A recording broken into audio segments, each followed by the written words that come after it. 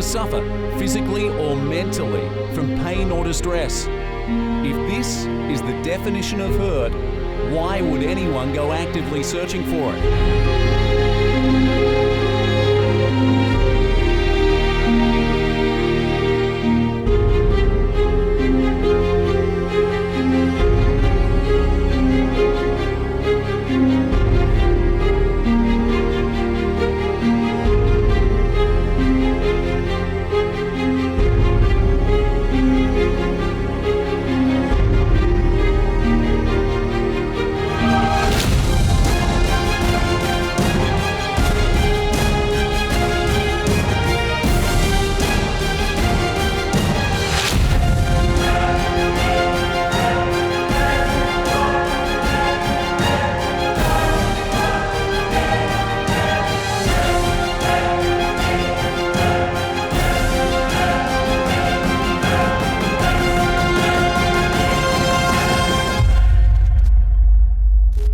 For ex-Aussie triathlete Matt Murphy, the physical hurt was a way for him to measure just how hard he'd pushed himself, both in training and in competition. Training, I guess, at a world-class level in any sport is tough. When I was a junior over in the States for several years and then over in Germany for quite a while, you get used to, I guess, the physical side of hurt because your goal is to be the best.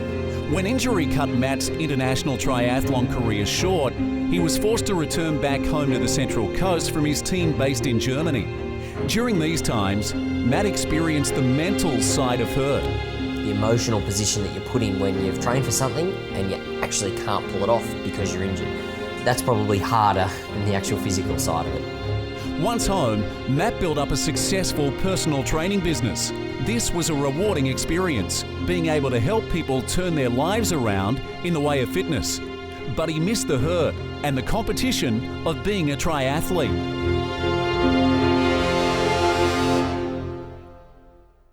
The biggest thing that I would have missed was being in a different city from week to week or a different country month to month.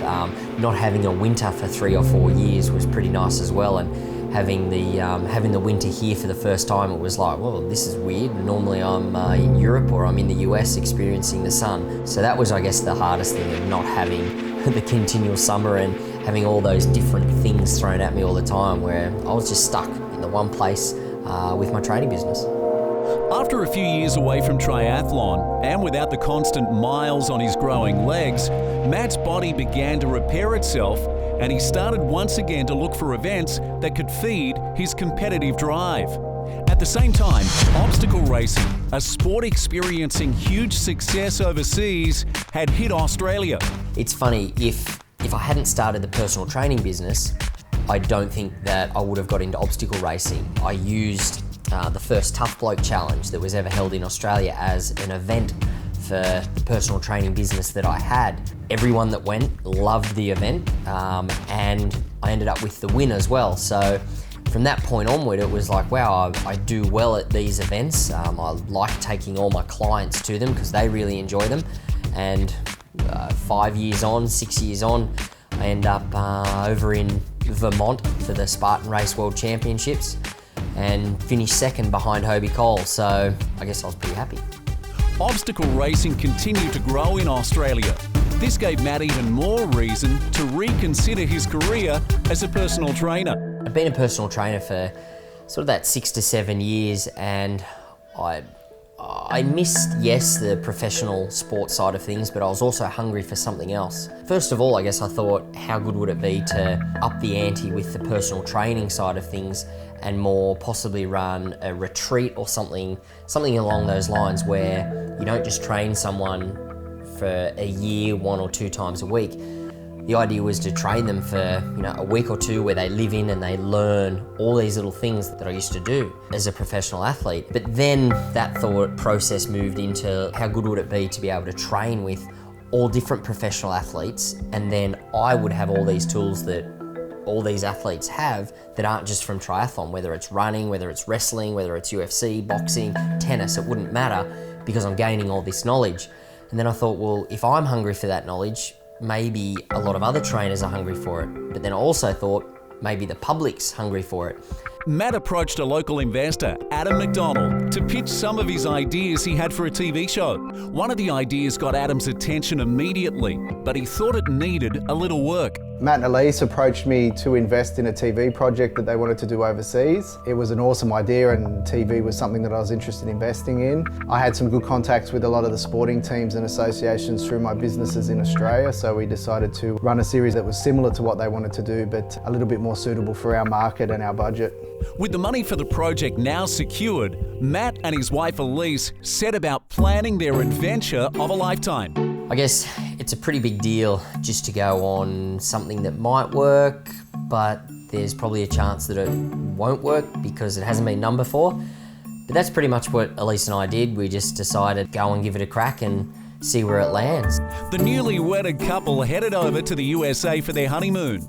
Matt took this opportunity of being so close to some of the world's greatest athletes to start to prepare himself for what awaited him when he arrived back home. After Elise and I got married, we decided to save some money for about 6 months, and we headed over to the States, up in Wyoming, where I used to live when I trained with professional triathlete Barb Lindquist.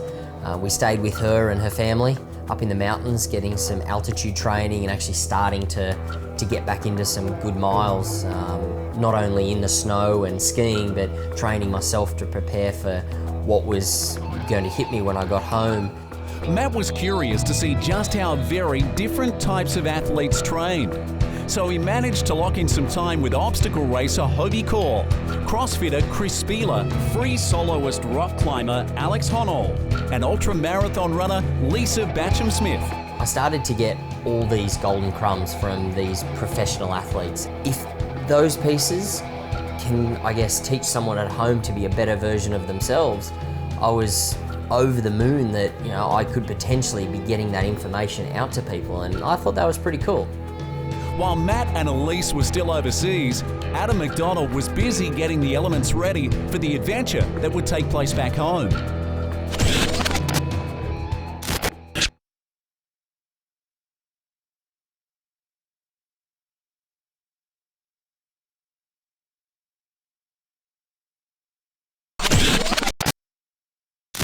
While Matt and Elise were still overseas, Adam McDonald was busy getting the elements ready for the adventure that would take place back home. I bounced the concept that we had for Search4Hurt around to a few TV people, but at the time, shows like Jackass, Hurt, I guess, had a negative connotation to it, so it was kind of hard to get them to realise that we were talking about like DOMS and lactic acid hurt versus a straight out trying to hurt people. So I made a decision to basically fund the project without a TV deal. We bought the van, set off, filmed it. Until people could see what it was that we wanted to do, they were never going to get it. It was time for Matt and Elise to head home to where their Search4Hurt adventure was awaiting them.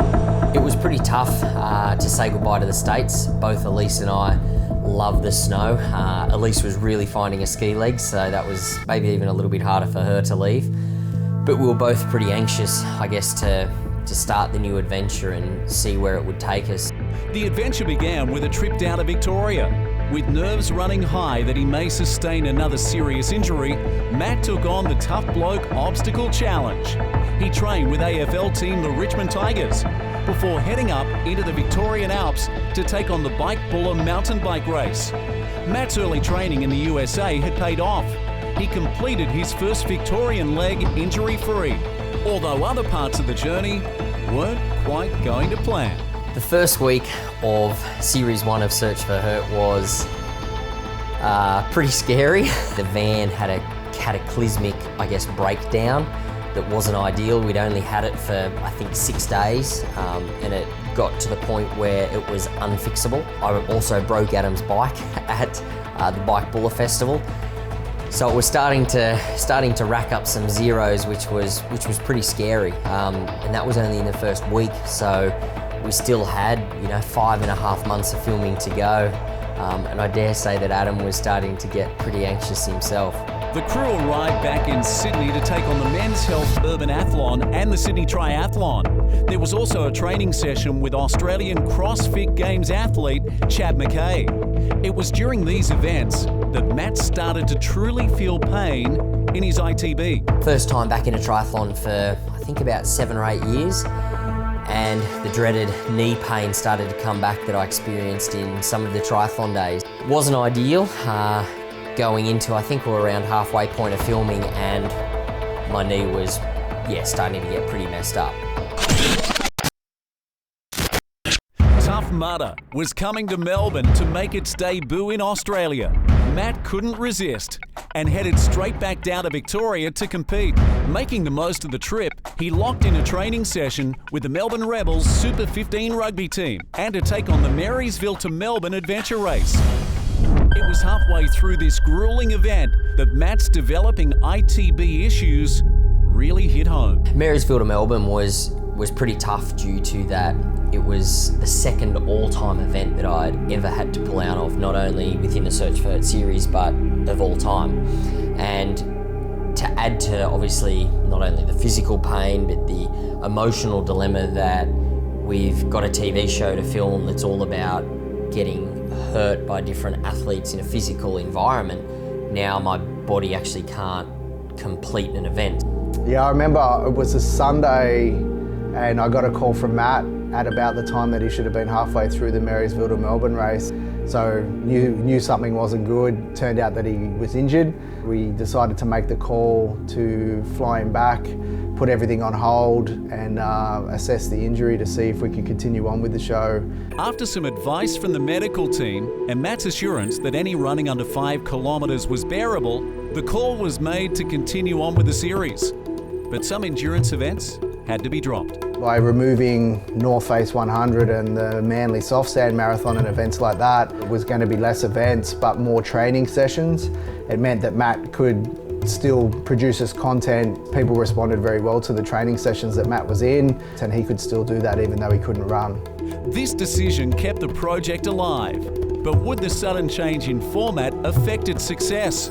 Only time would tell, as Matt set out to finish the series with a plethora of training sessions scheduled. The Australian Rugby Union team, the Wallabies, Olympians Damon Kelly and Melinda McLeod, NRL football player Jonathan Thurston and the North Queensland Cowboys, AFL team, the Brisbane Lions, the Australian basketball team, the Boomers, and 2012-2013 A-League champions, the Central Coast Mariners. With the Search4Hurt adventure concluded, Adam and his team began to piece together a clip that could be used to engage the interest of a TV network. The team put together a little 2 or 3 minute sizzle reel. This basically just gave an outline of what the show was about and hopefully would give TV execs some idea of what the Search4Hurt was. The good thing was we put it up on Twitter. We had quite a big Twitter following.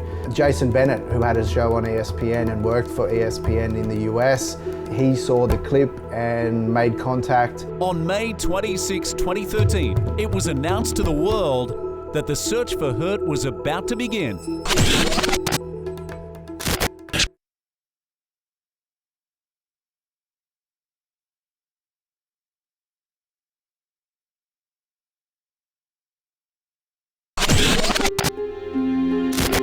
On May 26, 2013, it was announced to the world that the Search4Hurt was about to begin, and its inaugural season would air as an 11-part series on global sports channel ESPN. ESPN in Australia is obviously all about live sports and documentaries.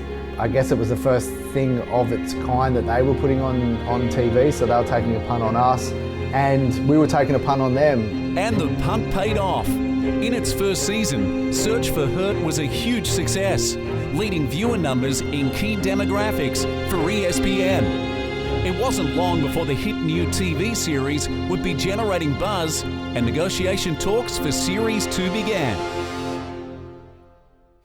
So we had to think of something for Series 2, and that's where we come up with the idea of keeping Matt involved, but as a team boss, and opening it up to the public that would be keen to do an adventure similar to Matt's.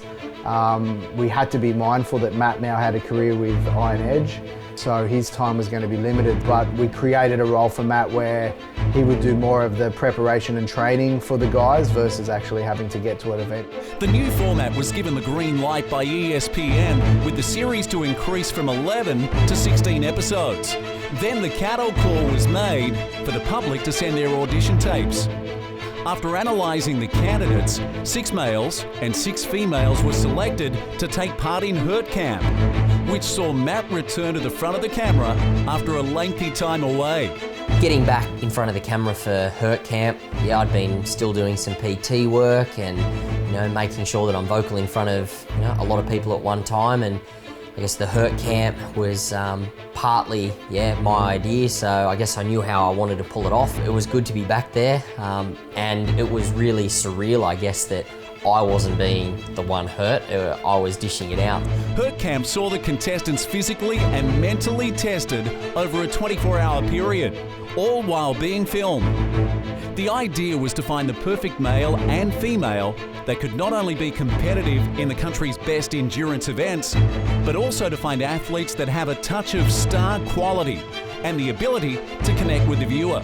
The decision was made to select Leah Richardson and Andrew Papadopoulos. With a good mixture of fitness and charm, this pair were on their way to a whole new world of hurt.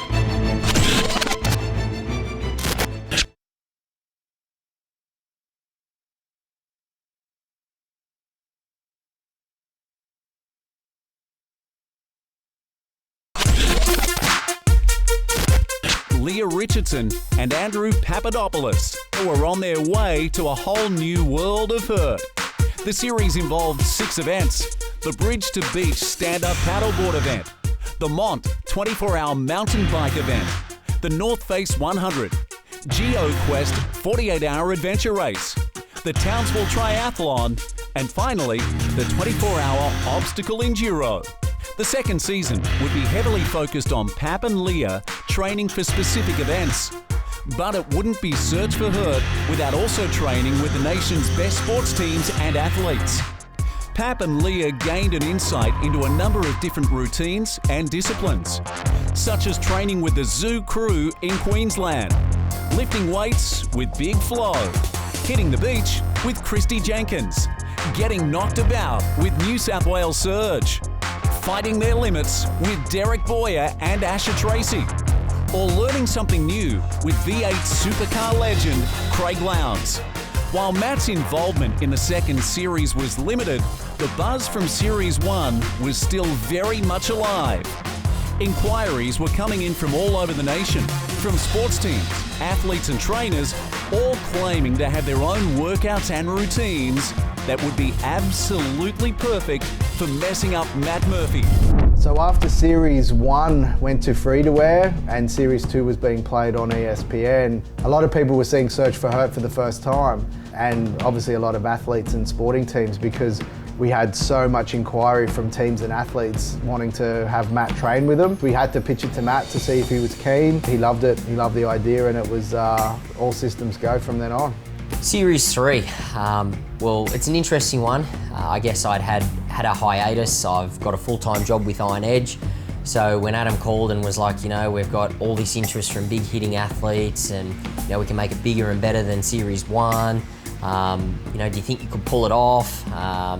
From my end, it wasn't so much the physical side of things, it was more the work side of things. I've got a full-time job. I only get four weeks a year off. So that was, I guess, the thing that had to be massaged into place, that, Iron Edge was cool for me to have time off. And after we sat down and spoke, it was agreed that I could put the shirt back on for Series 3 and get smashed up by even bigger and better names in an even more physical environment. Before he could commit 100% to Series 3, Matt needed to do 3 things.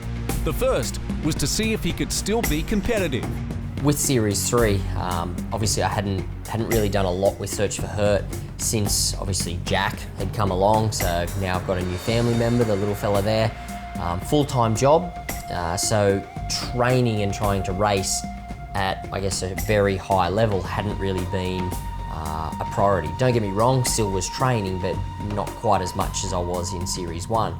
So I thought, well, there's the Red Bull Dune Dusters event coming up. Yeah, let's give it a crack, and that can be, I guess, some motivation that gets me through a couple of weeks of solid training, and then post that I can see how I pull up. And with some big names in the event, I can also, I guess, see where my fitness is at.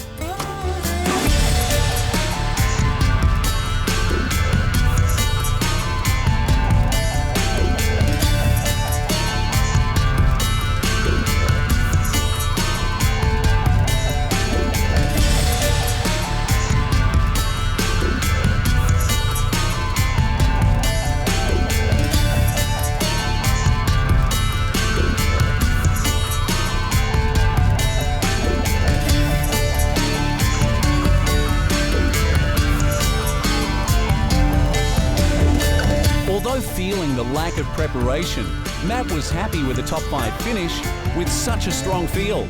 So the second thing to do was to work with an exercise physiologist and nutritionist to ensure he could balance a heavy workload, family life, and the stresses of long filming days and time away from home. After injury problems in Series 1, Matt was determined to be better prepared second time round. Series 1, I guess the big benefit there was Search4Hurt was my only objective. So I could train, not all day, every day, but I could train specifically when I wanted to. So for Series 3, obviously I've got family, a full-time job. I need to make sure that I'm making my sessions count and doing a lot of, I guess, injury prevention work. So working with Glenn. Glenn Phipps quite a bit to make sure that I do stay injury-free is a really big deal, because you only really get one crack at Search4Hurt. And if I ended up with a serious injury, obviously it doesn't do Series 3 any good. So making sure that I did the little things properly was a huge key. With the first 2 checked off the list, the last piece of the puzzle was getting the blessing from the family. I think Matt coming back for another season has good and bad points. I think life's obviously a lot busier than it was in season 1 with this little man. And he's got a full-time job, you know, a 9 to 5 that he's very committed to. So I just hope that he can put the time into the training that he needs to get through everything, and to get through everything without getting injured like he did in the first series as well. So yeah, more challenging than the first one, but he loves it. It's great fun, so we go with it. With all the boxes checked and Matt confirmed for Series 3, there's only one thing left to do. Matt, it's time to find some hurt.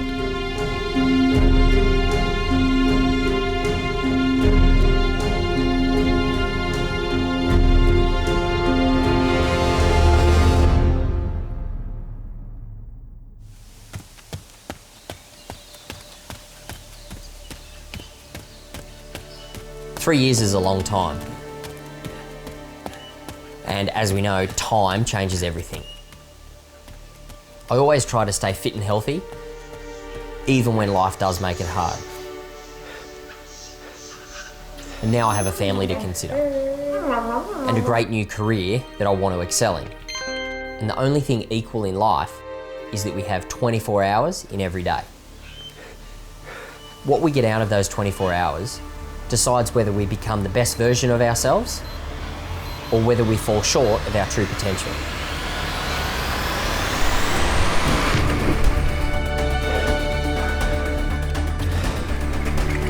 What's the best version of me, outside of trying to be a good husband and great dad? It's being the best trainer I can be.